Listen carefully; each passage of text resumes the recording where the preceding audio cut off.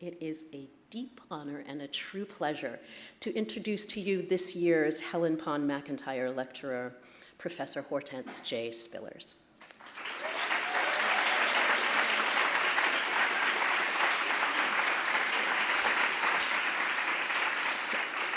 Now, I need to begin this introduction with a kind of apology, a collective apology on behalf of Columbia's campus, or at least Barnard's campus, because I was shocked and horrified to learn this afternoon that the last time Hortense Spillers came to us was in 1982 at the legendary Scholar and Feminist 9 conference, Towards a Politics of Sexuality, also known as the Sex Wars. So clearly it's our fault, and we apologize for not having you back much sooner and much more often. But that is a tragedy that we will be righting. So as many of you know, Hortense Spillers is the Gertrude Conway Vanderbilt Professor in the English department at Vanderbilt University, where she's been on faculty since 2006. She is editor with Marjorie Price of Conjuring, Black Women, Fiction, and Literary Tradition, and Comparative American Identities, Race, Sex, and Nationality in the Modern Text. But to most of us, she is the fierce, radical, and uncompromising author of a series of transformational essays that have shaped the way many of us use, read, practice, and reckon with feminist theory. It is a collection of essays that she re-gifted to us in 2003 as the indispensable volume Black, White, and in Color, Essays on American Literature and Culture. They are essays that have posed some of the most intensive critical interventions in feminist and cultural theory. Interstices, a small drama of words. All the things you could be by now if Sigmund Freud's wife was your mother. And of course, Mama's Baby, Papa's Maybe, an American Grammar Book. They are essays that continue to reverberate in our contemporary moment, both through their titles, which are unforgettable, and the remarkably resilient critical frameworks they provide us. My personal confession is that when I teach Mama's Baby, Papa's Maybe in my feminist theory class every year, I begin with a shameless display of fandom, which inevitably starts with a somewhat shrill preamble of exuberance that most often takes the form of me saying flat out, I love teaching this text. And there are people in the room who can attest to that. But as my students in the room can also attest, this year I followed my annual expression of reverence with a different instruction. That instruction was not simply to read her text, but to listen to it. For me, it's imperative to listen to Hortense Spillers. It is a fundamental requirement of her work, for it demands us to listen to her play of words. It demands that we listen to the work of her words and the power of them to change the way we understand our place in the world. They are words that have inspired me since I was a first-year graduate student in her shadow at Cornell, and they continue to inspire me today to theorize the possibilities of Black feminist futurity, even in the most terrifying of times. This evening, I invite you all to listen attentively to the work enacted in and through Hortense Spillers' words. Please join me in welcoming her back to the Barnard campus, Hortense Spillers. Thank you, thank you. I can't believe you're here. Oh my goodness, I don't think I've ever seen this many people in all my life. Certainly not coming to hear something that I have to say. Thank you so much for being here close to the end of your week in a city like New York. It's a very great pleasure to be here. I thank my colleague and beloved friend Tina Camp for a wonderful introduction and the honor of serving as the 2016-17 Helen Pond McIntyre Lecturer. As she pointed out, the last time I was maybe at this very podium, maybe The year was 1982. That was before some people in this room was born, right? That is so amazing. As I like to point out, that was back in the 20th century. So I'm glad I made the new century, and it's a pleasure to have done so and to be back at Barnard. Oh, by the way, Tina spoke of interstices. That was the talk that I gave here, right? At Barnard so long ago. But I do think this is the same podium, right? Okay. So what I'm going to talk about today, a little bit today, is a project that I have not definitively figured out yet. In some ways, it is a project that's ongoing, and I have a couple of those in my life, which I hope to finish before my life is done. And as you know, I'm a very slow thinker, just real slow. But I hope at the end of that, it will have been eventually useful to think some thoughts about this topic. This part of the talk, Shades of Intimacy, gives its name to a problematic that really doesn't have an end in sight, and I suppose quite a lot can be said about it still further, as quite a lot has already been said about it. And that is to say, what is the status of women in the circumstance of revolution in Europe, or the birth of the modern French state, and at two different sites in the Americas, in the French Antilles and Saint-Domingue en route to becoming Haiti, or the first Black modern republic on the globe, and the British colonies of North America on the trajectory of what becomes the United States of America.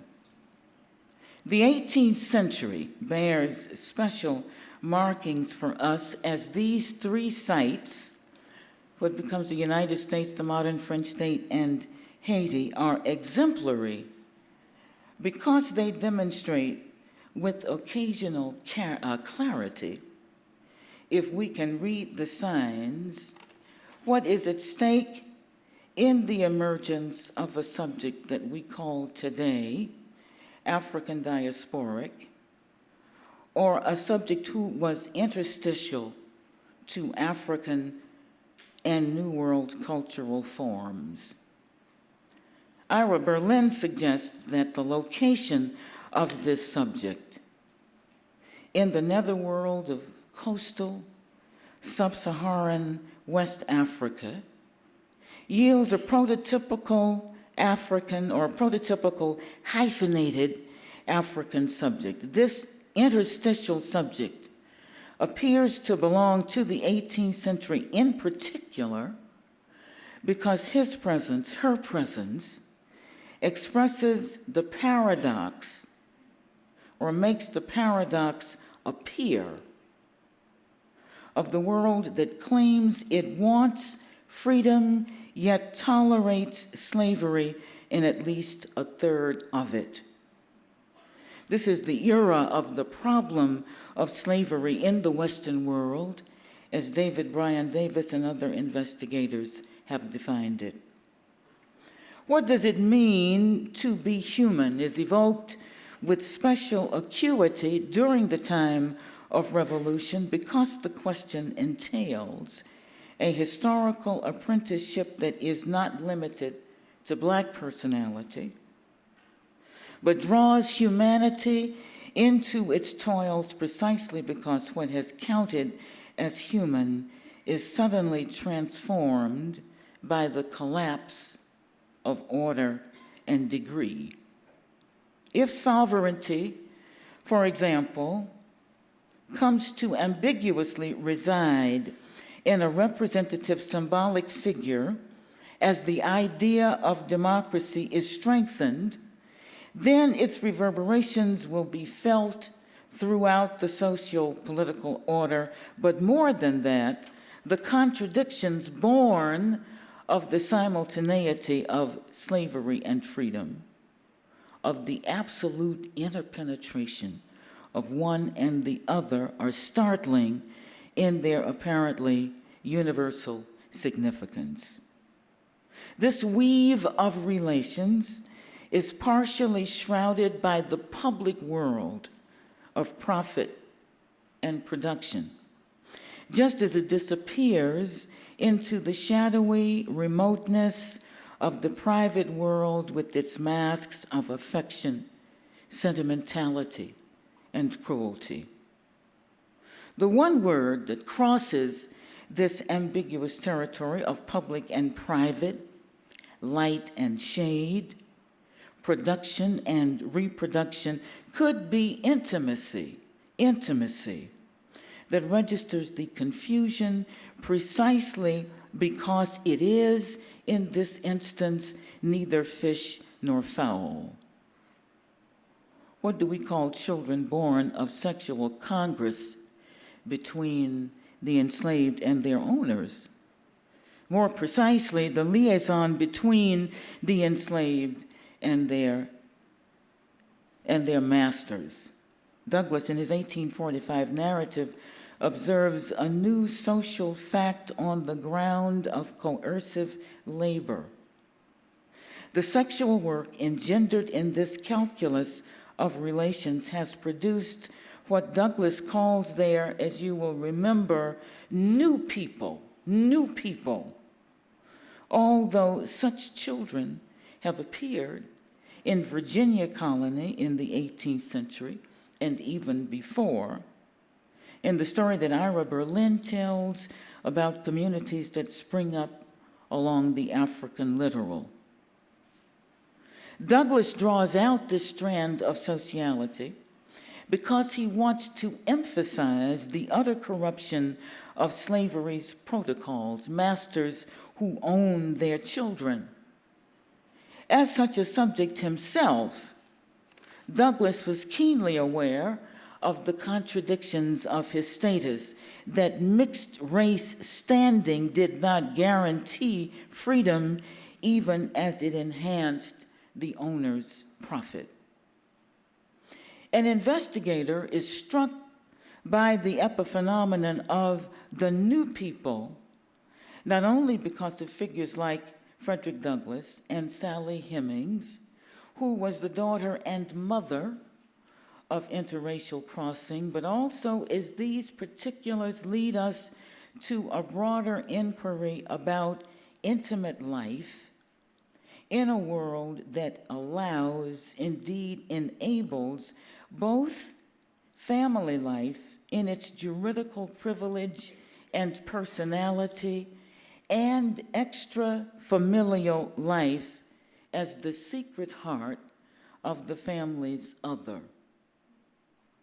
The stuff of novels and film, as for example, William Wells Brown's Clotel or The President's Daughter will attest, this familial parallelism, the family and the shadow family, is not an exception to the rule, but as it came to me not too long ago, it was as common as grass and appears to be a substantial arrangement of slavery's generations across the color line. So it's almost as if saying not who was involved in such relationships, but who was not involved in such relationships. So what I hope to extract from the record eventually is a redefined and refined sense of intimacy in a circumstance where flesh becomes the medium of exchange.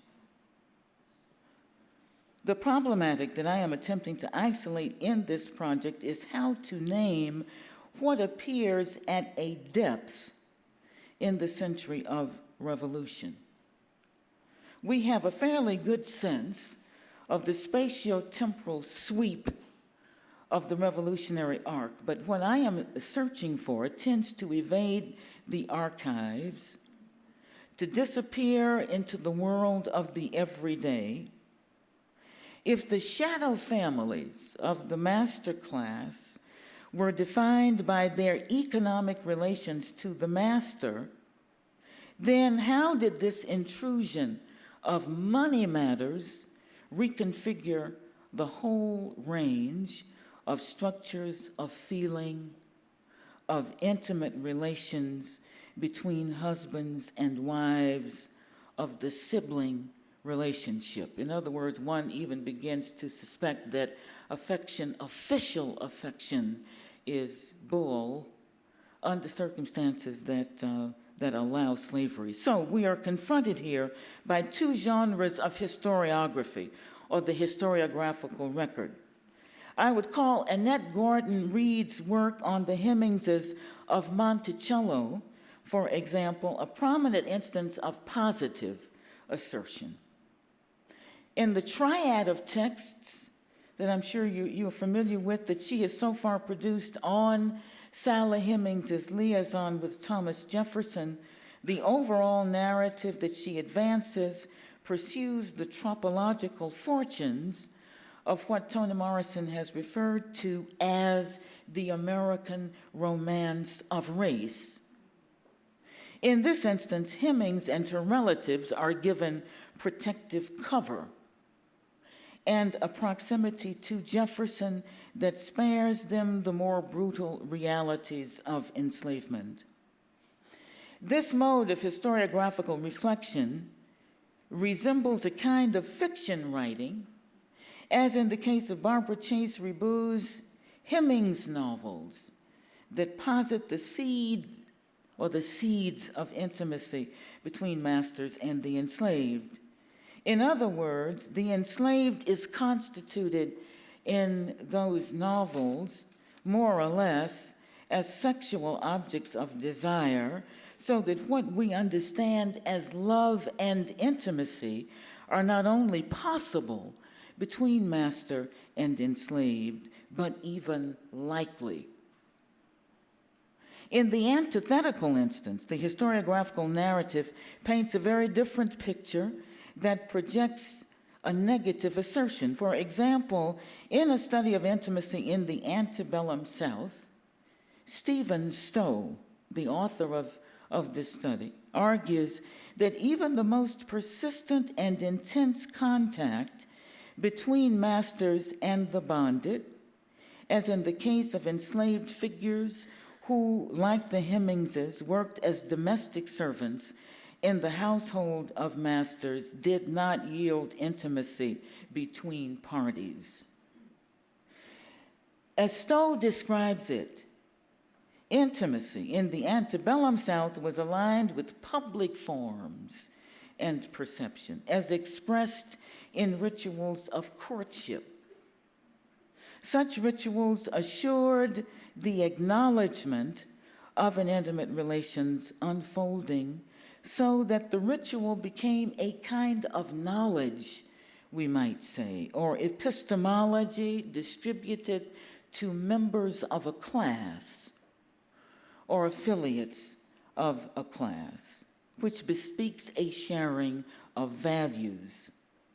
This very private thing, which is a very private thing in our world between and among lovers, which we relegate in the shareable imaginary to the private and public sphere, if those terms still work, is relegated in Stowe's conceptual narrative to the world of public forms and performance. Why does the difference matter? Or how does it matter? If close proximity or constant contact does not guarantee intimacy in this social order, then it seems to me that our notions of intimacy and shades of intimacy are thrown into crisis. This is what I mean. If proximity is not reliable as a measure of social cohesion, if sexual partners and their children can be sold off If shadow families can assert no claim to the human dignity of official families, then sentimentality and feelings of love can be shown to be unstable. And that's across the social order. It seems to me that we could say that justifiably. Did slavery across the Western world rupture ties of kinship and filiation so completely that the 18th century, and possibly earlier, demolishes what Constance Classen, in the deepest sense, a cultural history of touch, calls a tactile cosmology? When in an earlier piece of writing I saw the distinction between body and flesh, I was attempting to isolate features of citizen belonging from alien bodies and entities. I would associate bodiedness with juridical personality or the historical actor who has access to what our 14th Amendment would call due process. Under its impress, at least in theory, other rights bearing follows in its wake. Flesh describes an alien intimacy or an alien entity, a more or less expendable figure. Not only does the alien, by race or language or culture and custom, not have access to the protocols of due process, but perhaps its most poignant determination is the extent to which such a body cannot prevent or ward off another's touch. Cannot prevent or ward off another's touch. For me, the single most powerful evidence of the loss of freedom is the fact that bodies lose their integrity and may be invaded or entered, so to speak, by coercive power. This touch that we associate with intimacy, the haptic that we associate with intimacy, can, under the right conditions, engender invasion and violence. And in its immediacy, in relationship to the enslaved, robs the haptic of its powers to heal, to bind, to cure, and becomes instead the power to wound and violate. As you know, Audre Lorde talks about this in her powerful essays on the erotic. Another note from Klassen's study of this particular sense. In the sensory scale of races created by the natural historian Lawrence Oken, the, quote, civilized European I man, E-Y-E man, who focused on the visual world, was positioned at the top, and the African, quote, skin man, who used touch as his primary sensory modality, at the bottom. I am suggesting that under slavery's regime, the captive body's susceptibility to being touched places this body on the side of the flesh so that touching here is not a token of social cohesion, of brotherhood, or fellowship, or a fellow feeling, and certainly it has nothing to do with the erotic, or does it? Maybe that's, just occurred to me, maybe that's the question. Okay. But rather the very depth and breadth of alienation, among other things, from the laws, and perhaps even ways of distinguishing human life from bare life or animal life. The leading descriptive features of slavery's eras tend to be economic in the most pointed sense of the term: balance sheets and accounting procedures, gains and losses, profit margins in the flow of goods, while our most sustained focus on the institution and its practices comes to rest on what Pierre Bourdieu might have called a general science of the economy of practices. In other words, the argument based on narrow economic considerations defines the enslaved as a species of property. By contrast, the argument that seeks to mobilize an understanding of the position of the enslaved and of the world that unmakes him and her as a cumulative instance of a general science of an economy of practices attempts to grasp the circumstance of the bonded as a type of historical subjectivity. In both the species of property and a type of historical subjectivity, we recognize in their very naming the ambivalence of status that would prohibit either from standing in as a pure or legible example of property, or a purely unforeclosed instance of the subject of history which revolutionary movement seeks to create. Neither embodies the paradigmatic norm from which deviation might be gauged. The enslaved, then, is already a category mistake whose subject begins her human odyssey in paradox as a mark or an inscription of the catachrestic dilemma that exposes irreconcilable or incommensurate postures. We might think of slavery, then, for the enslaved as a series of gaps or aporias of which even the slaveholder himself is aware, generating parallel contradictions given his utter dread that definitive police power, an extension of his own dominance, and the force of law are not enough. The fascinating spectacle of moral and political jiu-jitsu that colonial power dances around the dilemma of the enslaved, for instance, Jefferson's splitting of the difference between the simultaneously held beliefs in gradual emancipation and Black repatriation, or the long train of abolitionist thinkers who embrace the principle of emancipation, yet believe at the same time that the African is far less human and socializable than others, or yet, across the revolutionary terrain, the colonialists' rhetorical appropriation of the discourses of liberation in their own behalf, while denying the legitimate human claims of the enslaved, all reflect the tensions unleashed by the African's ontological status as the confounding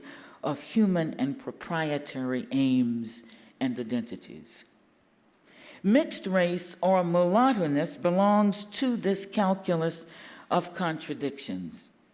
The available racial ascriptions of Jefferson's and Hemings's world are as inadequate and flawed as the concept of race itself.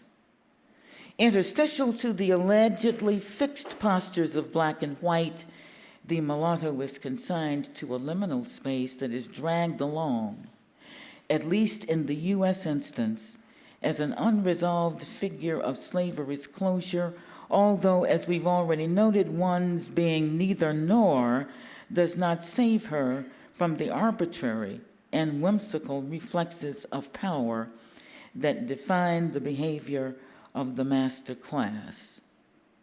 Sally Hemings, in the particular instance, embodies a supplementary dilemma insofar as her supposed erotic relationship to the empowered positions her within the precincts of sentiment or feeling, as sentimentality plays out among the Hemmingses, 2 generations of children born to enslaved women carry the mother's last name. This defining children by the name and status of the mother is instrumental to the overriding significance of property rights and the laws of inheritance. Though erotically involved with power, and herself the product of such an engagement, Sally Hemings was not manumitted by her famous owner during his lifetime, but her children would be. Annette Gordon Reed notes that only a handful of Jefferson's considerable population of the enslaved was let go before his death, and these were all Hemmingses. The good offices of sentimentality apparently went just so far, or about as far, as the status of the mulatto, which remained an open question for the slaveholder. It could be said then that the social distance that we perceive between black and white made the location of the color line strikingly clear, while the mulatto's or the mulatta's figure falling athwart the difference sustains no legally defined social identity. Sally Hemings is roughly analogous to women of the master class. Quite specifically, this does not mean all white women. Rather, it defines precisely women of the master class insofar as she, like they, followed Amy Drew Stanley's analysis, quote, remained within households bound together by ties of affection, though admittedly we cannot be sure about the affection piece in this case and cases like it. If white women who embodied the concept of sex difference gained no individual entitlements in relationship to contract theory and practice, which came to take the place of relations of dominance and subservience, then their deficiency of judicial personality was predicated on the fact that they were, ironically, a part of the family.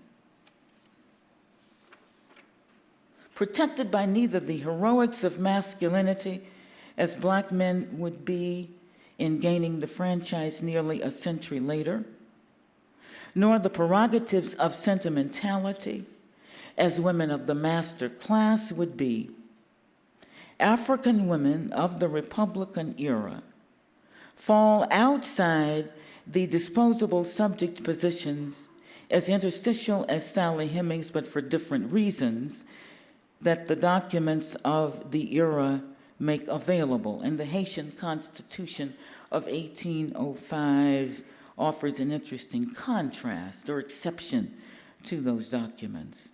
Their lack of juridically defined personality, except in negative cases, exposes the fundamental lability and changeability of free and enslaved. In other words, what comes to be reified as natural to the identity of white males turns out to be the subject of risk and negotiation.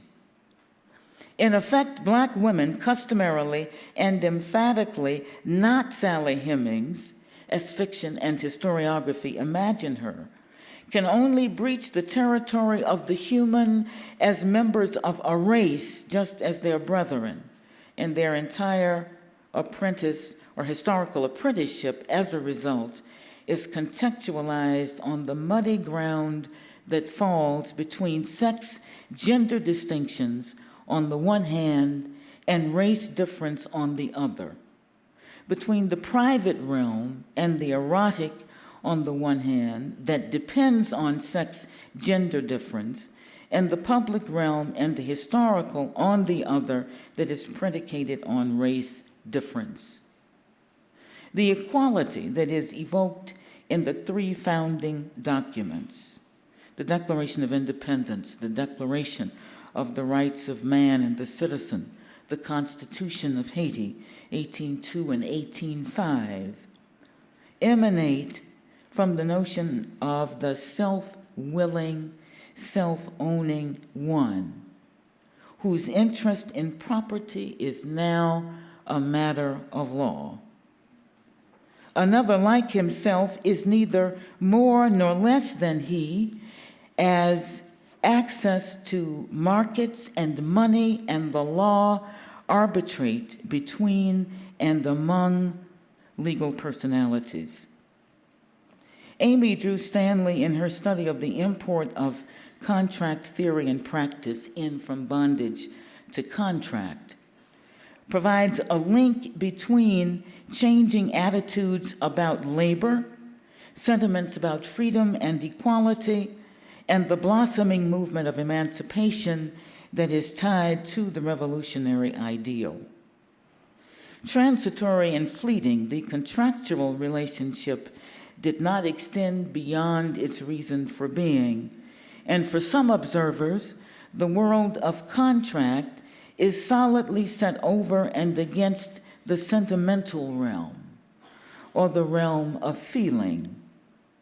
Belonging to the sphere of private and personal relations, sentiment is opposed to contract and comes to describe women's spheres, or sphere, and its grammars of feeling, including sexual and erotic gestures that mark it off from the public world of action over things. It is opposed to the sphere of the jurisprudential. As the slavery debate intensifies and proceeds through the decades that lead up to the Civil War, contract theory plays a crucial role in configuring conceptualizations engendered by the abolitionist campaigns.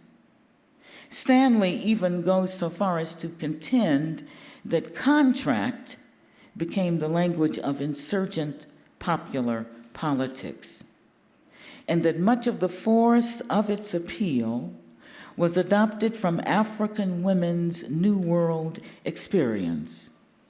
Two key principles obtain here, as we have noted before. Slavery denies contractual ability in the enslaved, but even before that, the enslaved is divested of self-ownership and therefore must suffer the convoys of evil that follow in the wake of such deficiency.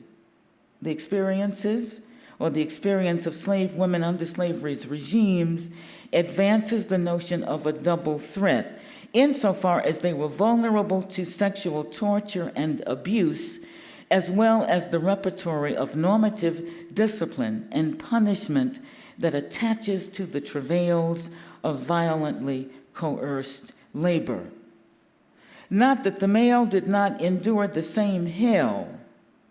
I would argue, however, that the rights of the master of the household placed women in power's orbit in a systematically provocative way.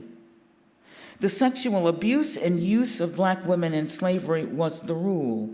Hemmings's mother, for instance, birthed some 12 or more children, half of them black children with the black father, half of them mixed-race children with the white father.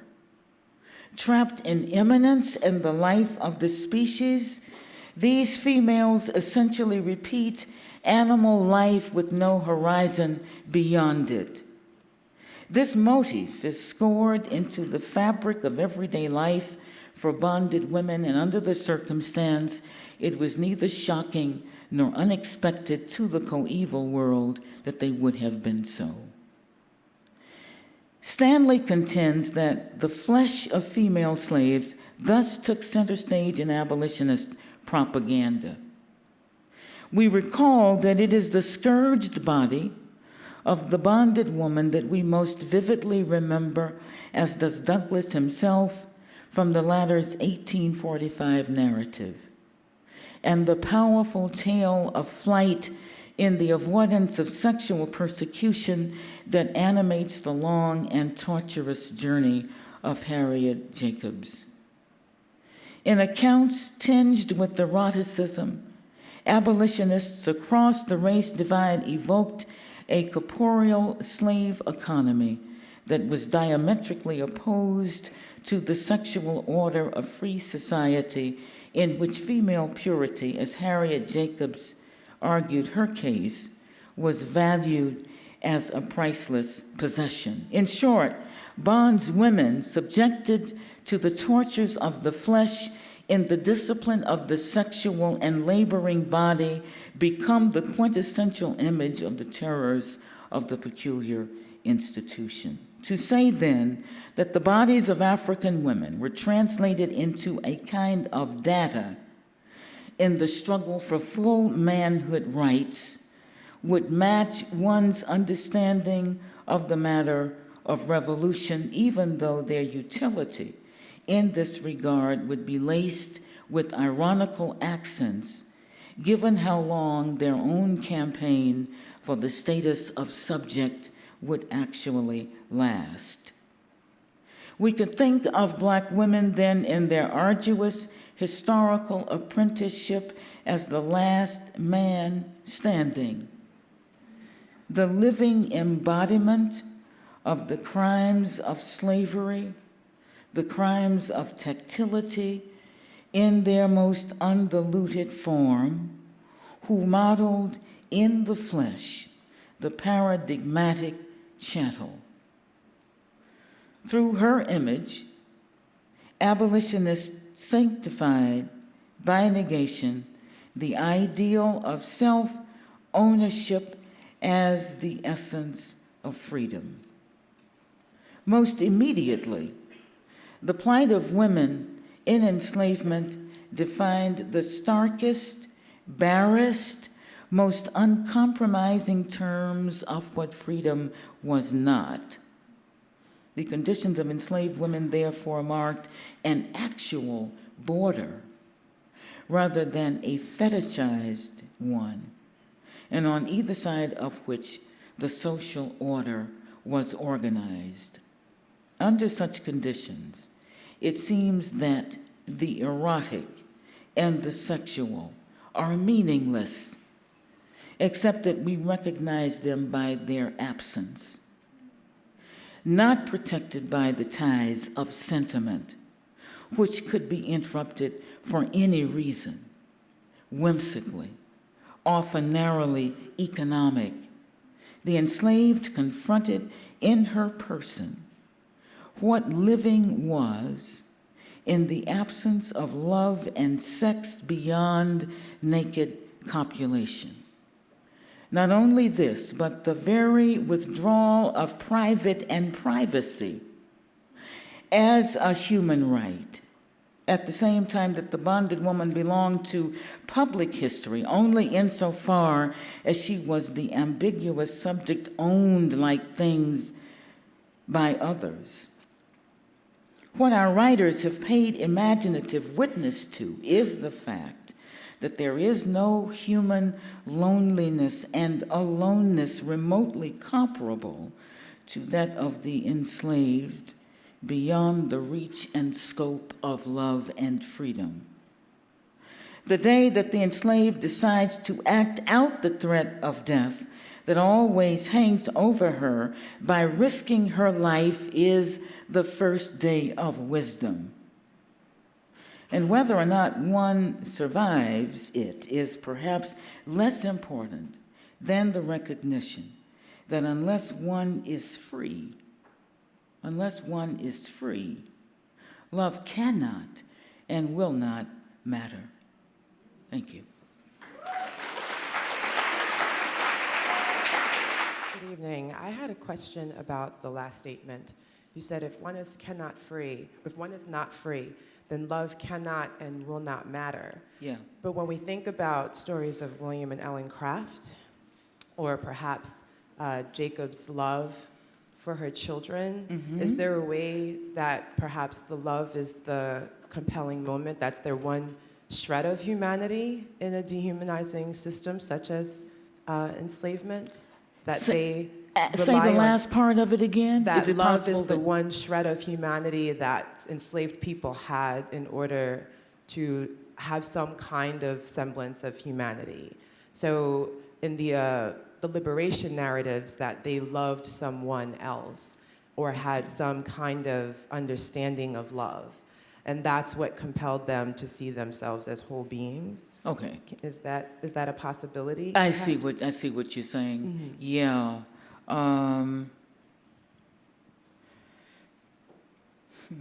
Well, that's tough. But you know what I'm really going after in making that statement? What I'm really going after is a narrative that goes like this. And I want you to understand what I'm saying, because I'm not saying that love between these people was not possible, but I think I'm saying I don't know what it means under circumstances of enslavement. This is what I'm trying to re-examine and eviscerate and kick in the behind, is the attitude that says, well, you know, those men really love those women. Right? You know, that the white guy really loves black women. I want people to start going, huh? How come you saying that? Why does that need to be true? Alternative facts. Fake news and alternative facts. Okay. I'm not saying that it does not happen. And it certainly happens in individual cases that people love each other under all kinds of circumstances and in all kinds of ways. But it seems to me that we do not need to believe that particular narrative or that particular story in order to say yes to our humanity. And we don't need to believe that in order to end up thinking, I'm an attractive human being. I'm valuable. I'm worth something. And put our hands on our hips and have an attitude if need be, right? That's why I'm proposing what I'm proposing there. That even if the person did love the person, it doesn't matter. Because you cannot stop that person from standing you up in a public place and putting their hands where our president said back in the campaign, you could do that, right? There was nothing to stop that except decency in the person. So you could say, yeah, well, in some cases it didn't happen. Yes, that's absolutely right. It was the arbitrary use of power. And that's what's scary about the arbitrary use of power. You can use it, you cannot use it, you can choose. You're choosing to do that. And so what I'm saying is that even if one is loved under those conditions, I'm saying that there are not any conditions that I can imagine that would make me okay being loved by Thomas Jefferson or George Washington. Does that make sense?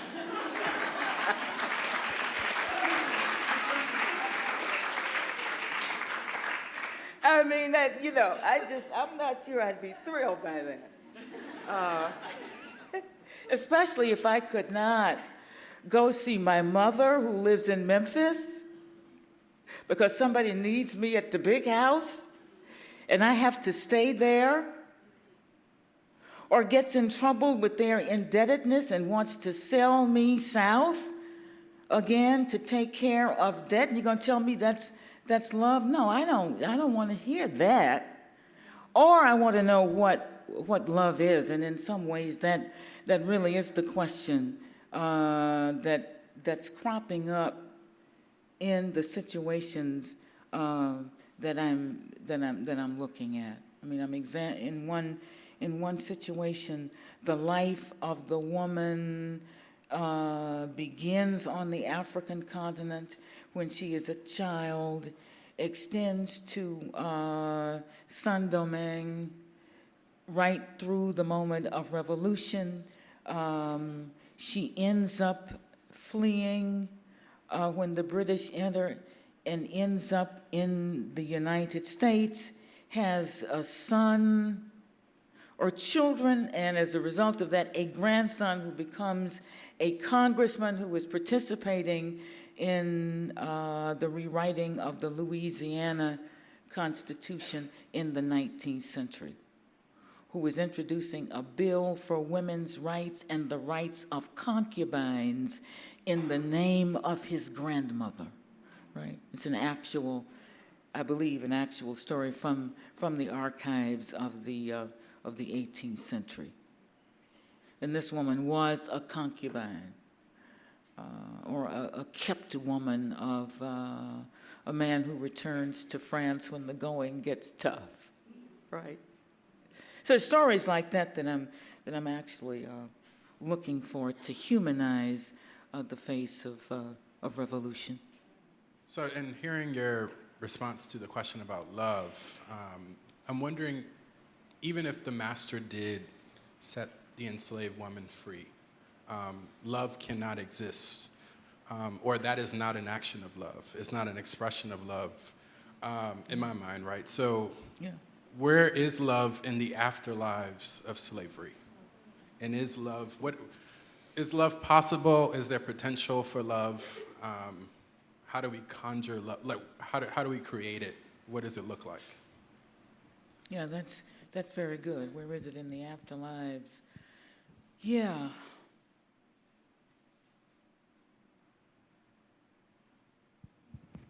That very fragile border between slavery and freedom, between my right to touch you and your right to forbid me to do so, or not be empowered to forbid me to do so, and vice versa. I think coming into freedom defines then a second birth. It is to be born again, right? The first birth one has already had, but then one hopes for a second birth. And the second birth in this case would be the ability to self-name and self-own. And I think it is under those conditions that love is possible. It's not promised, it's not written, as we know. It seems to be always failing, or failing a lot, or something like that. So it's certainly not promised, and it's not given, but it's now possible, so that one can name one's whole human itinerary as possibility and future now. And so I think that's the way I would put it. That may be too simple, but I kind of think I should like to think that that's what it means to stand on the other side of that line as the same person who's now born again and someplace else with regards to law and sociality. We can now redefine oneself in a certain kind of way, yeah?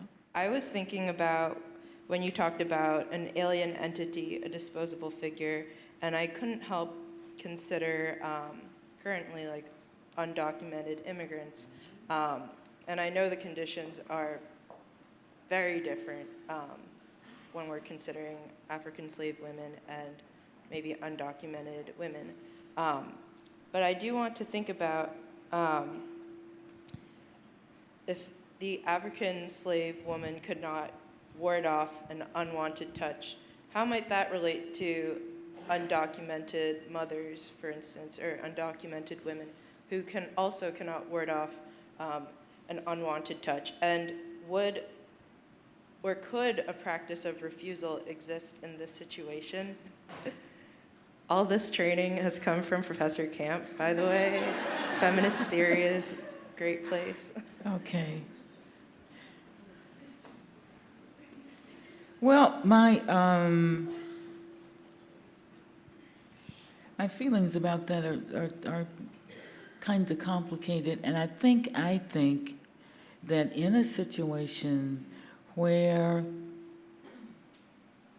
it is possible to identify an alien or alien communities, that we're all suddenly aliens, if that makes sense. So that I think what's particularly powerful and threatening about what is happening now is that it could happen to any of us in a situation where, well, someone is the president of nobody. Not the president of everybody or some people, but the president of nobody, right? Under those circumstances, only one person is potentially free, and that's the autocrat, right? Or the ruler, or the master. I mean, everybody else is not. So I think, who is the alien? I am the alien. And I think that's probably the way we need to read that in order to get the right understanding. And I think in that regard, time really hasn't passed. Faulkner said somewhere in his writing that the past is not behind us. I think it's two characters, as you might remember, in Sound and Fury, talking in a very cold dorm room somewhere in Harvard Yard. The boy named Quentin Compson from Mississippi, and the boy named Shreve McKinnon from Alberta, Canada, in the freshman class at Harvard. And I think it is Shreve who points out that the past is not past. So I think from that point of view, our history doesn't have those dimensions that we like to think that it has, a past, a present, and the future. It's all now, right? I mean, it's all now. And it seems to me that that lovely book by Octavia Butler, Kindred, figures that out. Dana, who inhabits her world. And her world is an old world because it stretches all the way back, and she occasionally goes to that place too. So I think in that sense, we inhabit all the times and spaces and places of the alien. That's not a good thing to think. I've kind of wondered if that's why the United States government has kept Guantanamo open. That it intends to send some of us over there. And if there is no law, if the head man sees no law that he must obey, then what's to stop it? And the legislature of cowards, second-rate human beings who have no character, who will do anything to stay elected. They are scary people. They're not going to do anything about it at all. So I think it's important to understand where we are, that we're not any longer in a campaign. We're in the real world,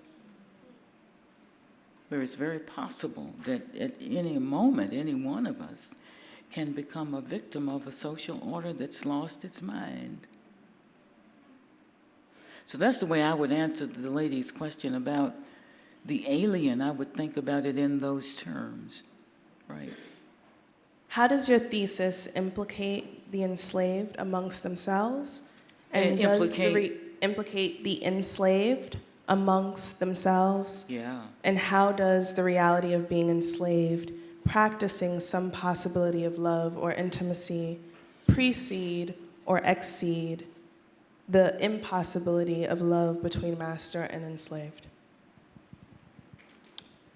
Let me hear the end of that again. How does it exceed or Precede the impossibility of love between master and enslaved.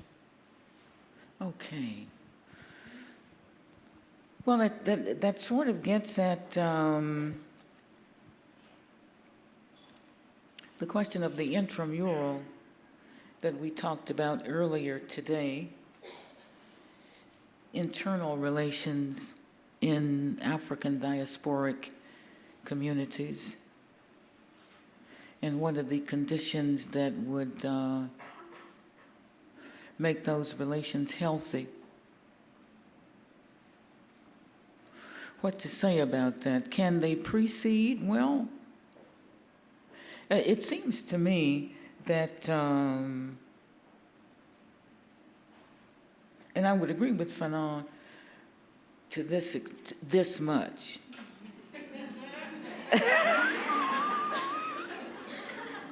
Okay.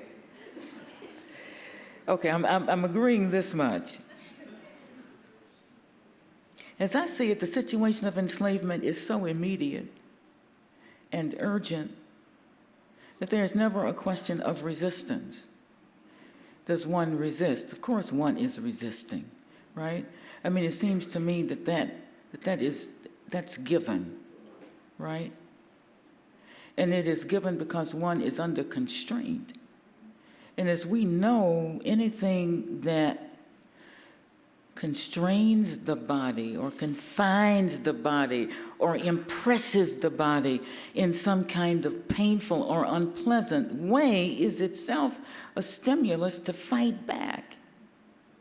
So that it seems to me that the enslaved begins her journey in resistance. And if that resistance is the common condition, then it seems to me that is the precedent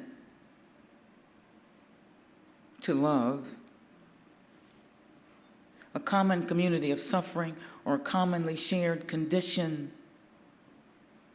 that in effect translates the languages across which those millions of people were speaking under conditions that's difficult for us to imagine.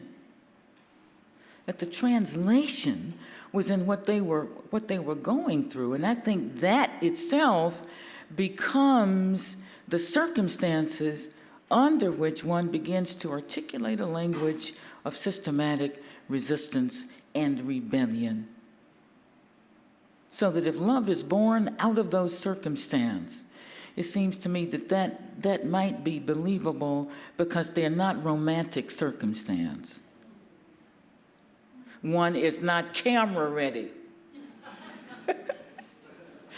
and looking good and in love and stuff. None of that is going on. I mean, one is up against something else, right? So what you love in the other person is not the way they look. You love their courage, or their character, or their power to resist, or their being strong in the face of danger, or perhaps even stepping overboard or over the line of danger, right? I mean, then love is predicated on something other than our romantic sense. And I'm not saying there's anything wrong with romance. I'm just trying to imagine what those conditions would be as the person posed the question. Hi, thank you so much for your talk. I do want to say before asking my question that I am a trans woman. You called me a gentleman a moment ago, and that's okay. It's actually kind of an honor to be misgendered by Hortense Spillers, but I did want to just say that. So I wanted to ask, especially in the Q&A when you've been discussing the foreclosure of the possibility of love, sentiment, intimacy under conditions of unfreedom. Principally, it sounds like, or principally, at least in the Q&A, you've talked about this in the context of the white master's love. It's not really love if you can sell the beloved or if you can beat the beloved arbitrarily. But I'm wondering to what extent this foreclosure of the possibility of these things extends on your analysis to the affective life of the enslaved woman herself, right? So, because it seems like if we're saying, well, there's no such thing, period, then either we have to be claiming empirically a posteriori, there simply were no enslaved women who ever had feelings of love, sentiment, affection, intimacy, whatever, towards their masters, or, because that's difficult to maintain empirically simply because of the archival problem, that logically, a priori, it simply wasn't possible for enslaved women to have those feelings, which seems to me to be phenomenologically a somewhat difficult claim to maintain simply because it's difficult to legislate away the possibility of anyone's having any kind of experience, right? So then we would get ourselves into a position where we would say, okay, maybe empirically some enslaved women really did have those feelings, but those were either meaningless, or they didn't matter, or it was false consciousness, or they were duped or tricked or whatever. So I'm wondering how in your theory we would deal with that possibility, and I think this is important as more than just a provocation, given the fact that, as you have been pointing out, and I'm thinking of Saidiya Hartman's work on travestied emancipation, and thinking of Jared Sexton saying the burden of proof is on those who would claim that slavery is actually over, right? If the afterlives of slavery are such that it is difficult to actually determine at what point freedom, if it ever happened, then it seems extremely important to be able to suss out whether under conditions in which we would not yet deem fully free conditions, something like intimacy, love, affection, is possible for those who are not free. And that doesn't mean instead of other affective poses, right? I mean, we could say someone had feelings of affection as well as and alongside feelings of rage and hatred and indignation and everything else. But I'm wondering to what extent your analysis extends to the affective lives of enslaved black women themselves. I think what I'm trying to make clear or sketch is a conceptual order. I want to know what conditions surround questions of intimacy, or what conditions surround the conclusion that intimacy exists here. I want to know what those conditions are. I think that's not an empirical question, even though empirical instances are useful. I believe that primarily that is not an empirical question, that we're really never ever definitively empirical in anything that we say about anything, right? And so I'm not looking to be definitive or comprehensive and to answer a question in such a way that it will do justice to the lives of thousands of people. I'm trying to clarify a concept, and I think that's a very different thing.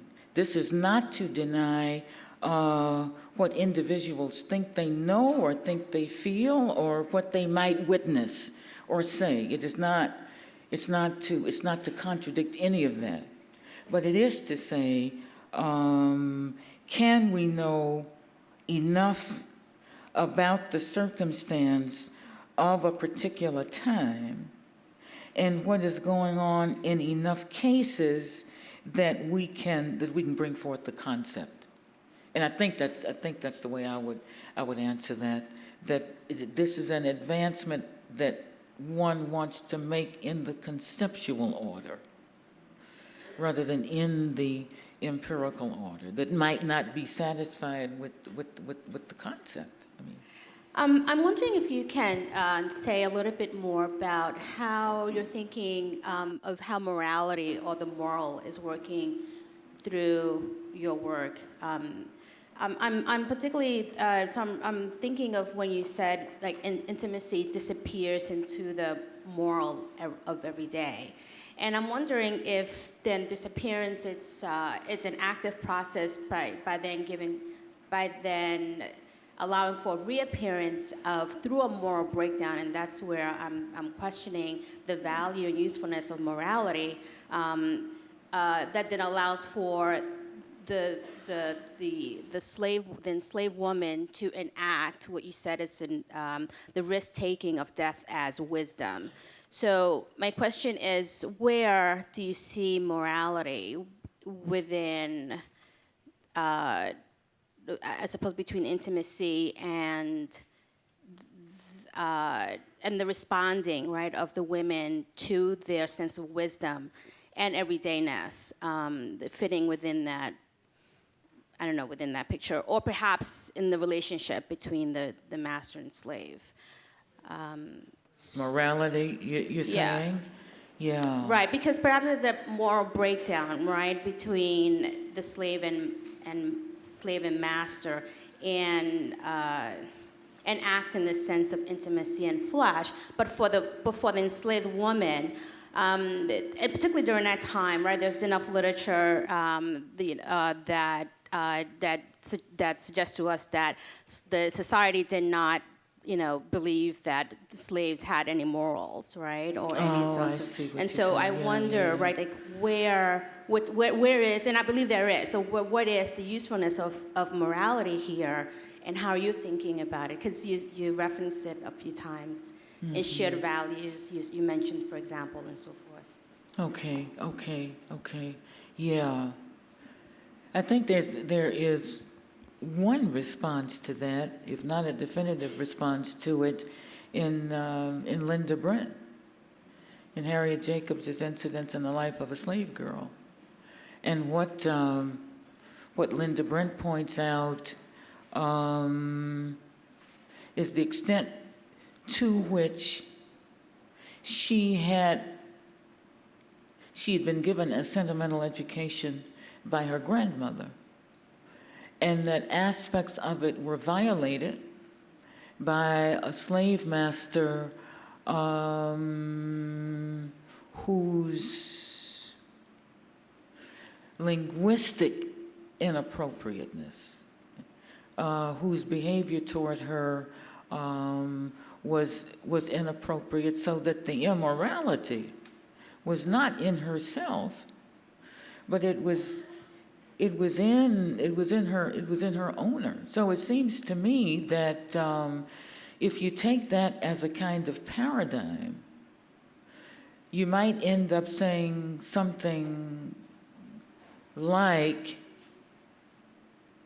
that very often the ethical man or the ethical woman or the moral person was the enslaved, and not the one exercising the power. Because what's curious about the